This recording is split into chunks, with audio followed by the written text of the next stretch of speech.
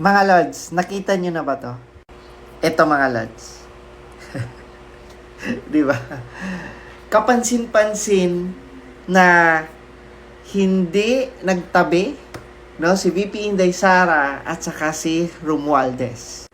And talagang mapapansin mo na there's a gap na, no, between VP Inday Sara and 'di ba kay Romualdez.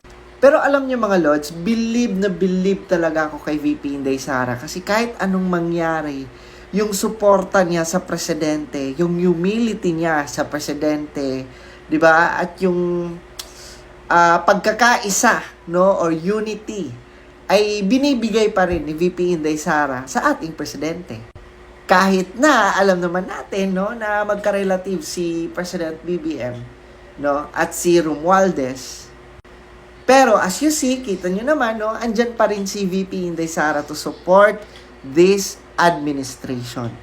Kasi, di ba, from the start, alam naman natin na si VP Inday Sara, pag sinabi niyang susuportahan niya. No, kahit anumang mangyari, no, sa political arena, ay tuloy pa rin ang kanyang pagsuporta, no, sa ating presidente. Nakakalungkot lang mga Lods kasi si VP Inday Sara is galing sa Davao, no? Kumbaga galing sa isang tahimik, no? At focus lang siya sa kanyang trabaho as mayor sa Davao dati.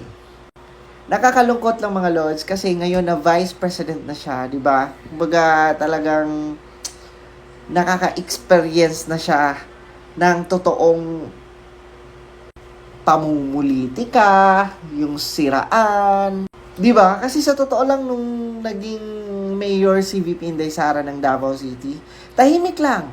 Nagtatrabaho siya, no? Kumbaga inaayos niya yung Davao, pinoprotektahan niya yung mga Davaoenos. Pero ngayon na naging vice president na siya, 'di ba?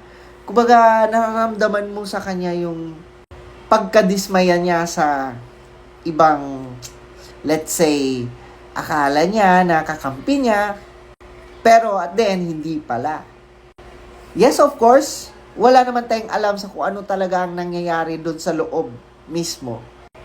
Pero kitang-kita mo naman, no, kay VP Inday Sara na kumbaga pinipili na lang niyang maging matatag, no, para sa kanyang, 'di ba, para sa kanyang gustong mangyari, no, para sa kanyang mga inisyatibo at para mas makatulong, no, sa mga kababayan natin.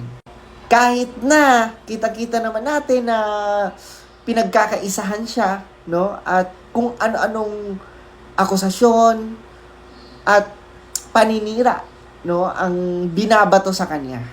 Pero alam ko naman matatag si VP Inday Sara and malalampasan niya yan. And alam ko na mas marami pang magagawa, no, si VP Inday Sara, 'di ba, sa term niya. Kaya mas kailangan niya ng suporta natin, mas kailangan niya tayo ngayon,